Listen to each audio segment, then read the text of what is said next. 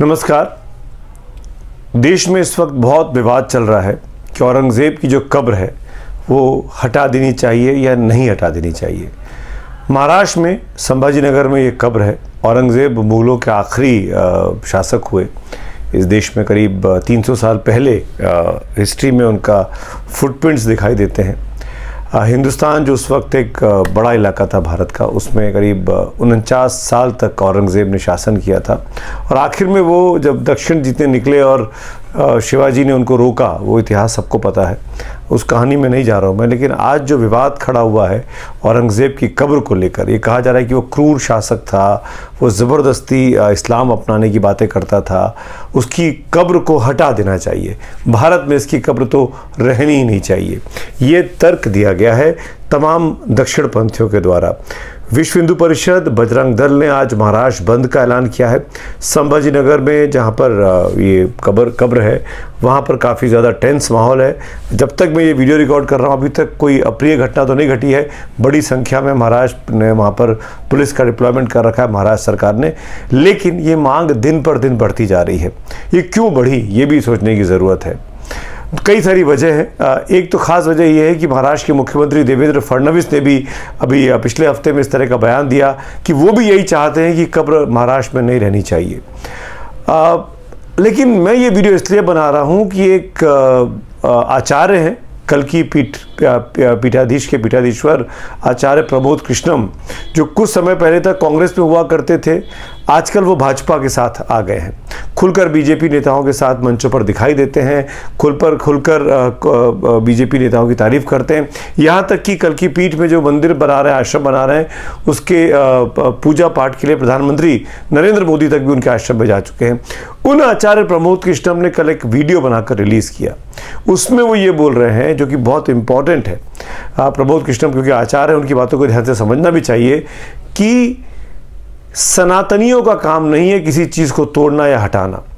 हिंदू धर्म ये सब नहीं सिखाता है। ये सब काम तो तालिबानी लोग करते हैं, बांग्लादेशी लोग करते हैं। और शायद उस कॉन्टेक्स्ट में बोल रहे हैं कि बांग्लादेश में अभी हाल ही में उनके जो फादर ऑफ द नेशन थे, उनकी स्टैचू को तोड़ा गया। तालिबान का नाम इसलिए लिया कि बुद्ध की मामयान में मूर्तियां उन्होंने तोड़ी। शायद ये सोच कर प्रमोद कृष्णम ने नाम लिए होंगे कि ये तो जो अतिवादी होते हैं, जो कट्टरपंथी होते हैं, जो उन लोगों का काम है कि इस तरह की निशानियों को हटाया जाए। ये हिंदुओं का काम नहीं है, सनातनियों का काम नहीं है। सनातनियों ने कभी किसी चीज़ को हटाने का काम नहीं किया। ये उस कब्र का क्या होना चाहिए, क्या नहीं होना चाहिए, ये एक विषय है जिस पर चर्चा होनी चाहिए। दुश्मन की कब्र को भी तोड़ने की इजाज़त सनातन धर्म नहीं देता। और भारत की संस्कृति और संस्कार और सभ्यता ये मुर्दों से लड़ने की नहीं है। हम लोग सारे इतिहास को अगर हम मद्देनज़र रख के, भारत के इतिहास को साक्षी रख के देखें, तो हमारा इतिहास शौर्य का इतिहास है, पराक्रम का इतिहास है। महाराणा प्रताप, छत्रपति शिवाजी, गुरु गोविंद सिंह जी महाराज, हमने कभी सनातन के और भारत की संस्कृति और सभ्यता से समझौता नहीं किया। तो किसी भी कब्र को तोड़ना ये भारतीय संस्कृति के खिलाफ है। और अगर ये काम तो बांग्लादेश वाले करते हैं, ये काम तो तालिबान करता है, सनातन ये नहीं करता। प्रमोद कृष्णम के मुताबिक आज तक कभी कोई भी हिंदुस्तान के इतिहास में कभी किसी भी कोई कितना भी क्रूर राजा या शासक क्यों ना रहा हो, उसकी कोई भी निशानी को हटाया मिटाया नहीं गया है। वो जहाँ थे वहीं रखे हुए हैं, पड़े हुए हैं। कहीं जगह पे उनका पूजा पाठ होता है तो कहीं जगह पे उनका सम्मान नहीं होता है, तो वो वीरान हो जाते हैं, तो वो खंडहर में तब्दील हो जाते हैं। मुझे भी लगता है कि इस चीज़ पर बहस होने की आवश्यकता है कि आखिरकार क्यों औरंगज़ेब की कब्र को हटाकर हम क्या हासिल कर लेंगे।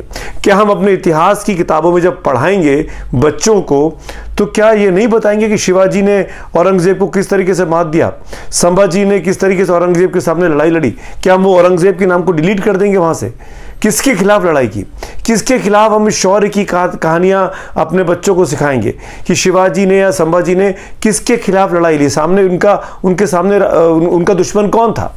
किससे उनकी वीरता निकलकर सामने आएगी, उनका पराक्रम निकलकर सामने आएगा, उनकी शौर्यता निकलकर सामने आएगी।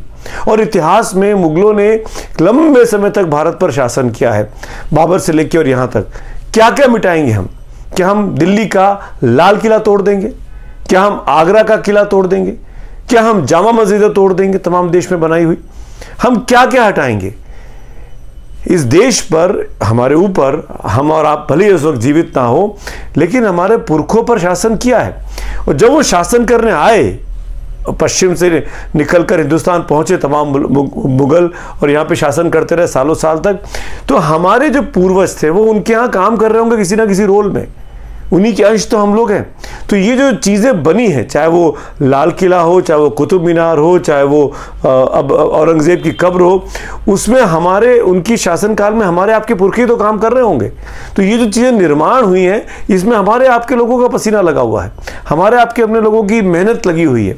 हम लोगों ने वहाँ काम किया। राजा ने बैठ के थोड़ी पत्थर और चूना लगाया होगा, सीमेंट लगाया होगा, ये सब तो हम लोगों ने किया, हमारे पुरखों ने किया होगा। इनको मिटा के क्या हासिल हो जाएगा, सवाल यह है। और हम क्या क्या चीज मिटाएंगे? करीब कई सालों, सैकड़ों सालों तक मुगलों का यहां शासन रहा, कैसे आप मिटा देंगे?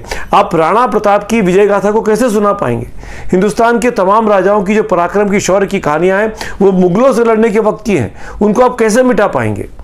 उनको मिटाने से क्या हासिल हो जाएगा? अगर आप संभाजी नगर से उनकी मजार को हटाना, उनकी कब्र को हटाना चाहते हैं औरंगजेब की, तो कहां लेकर जाएंगे? तोड़कर क्या हासिल हो जाएगा? क्या आप ये चाहेंगे कि उसको किसी और राजा के उसमें लगा दिया जाए, किसी और हिंदुस्तान के किसी और राज्य में पहुंचा दिया जाए? वो वहां के लोग भी नहीं चाहेंगे, क्योंकि इस पर तो सभी एक राय है कि औरंगजेब क्रूर शासक था। औरंगजेब ने भले 49 साल हिंदुस्तान में शासन किया, लेकिन अपने अंतिम दिनों में वो बहुत ज़्यादा इस्लाम को प्रोपोगेट करने लगा था, जबरन लोगों को इस्लाम फॉलो करने के लिए मजबूर करने लगा था। ये सब सच्चाई, ये सब कहानियाँ इतिहास में दर्ज है। इसके बावजूद भी उसके दरबार में तमाम हिंदू काम करते थे। उसके शासनकाल में तमाम हिंदुओं को उसने मदद भी तो की होगी, जब 49 साल तक इस देश का वो राजा रहा।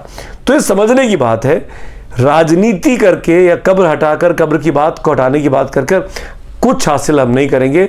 हमको भविष्य के निर्माण के बारे में सोचना चाहिए कि हिंदुस्तान की आवाम को कैसे आगे के विकसित भारत के सपने को साकार करने में मदद कर सकती है हुकूमतों की, कैसे हम लोगों को एम्पावर्ड कर सकते हैं, कैसे हम महिलाओं के खिलाफ जो क्रूरता होती है आज की तारीख में वो ख़त्म कर सकते हैं, कैसे हम कुपोषण के शिकार जो बच्चे मर जाते हैं उनका हम भला कर सकते हैं, कैसे किसान जो खुदकुशी कर लेते हैं आज की तारीख में भी उनको हम दूर कर सकते हैं। उस दिशा में नीतियाँ बननी चाहिए, उस दिशा में कार्यक्रम करना चाहिए। खुद प्रधानमंत्री अभी जहां खुसरो कार्यक्रम में गए, उन्होंने तो कोई मुसलमानों को लेकर आपत्तिजनक बात नहीं की। वो सबका साथ, सबका विकास, सबका प्रयास की बात करते हैं। अभी उन्होंने जो एक पॉडकास्ट किया उसमें उन्होंने लंबी चौड़ी वजह बताई कि वो किसी से उनको दिक्कत नहीं है। समझने की बात है ये। जो नहीं समझ रहे हैं वो केवल आग में घी का काम कर रहे हैं। मैं किसी और की बात नहीं करूँगा, लेकिन आचार्य प्रमोद कृष्णम ने जो बात कही है उस पर VHP, बजरंग दल, शिवसेना, भाजपा को जवाब देना चाहिए कि वो प्रमोद कृष्णम की बात से सहमत हैं या नहीं है। वो अपने आप को सनातनी मानेंगे या नहीं मानेंगे, या प्रमोद कृष्णम को भाजपा से, दक्षिणपंथियों से दूर कर देंगे।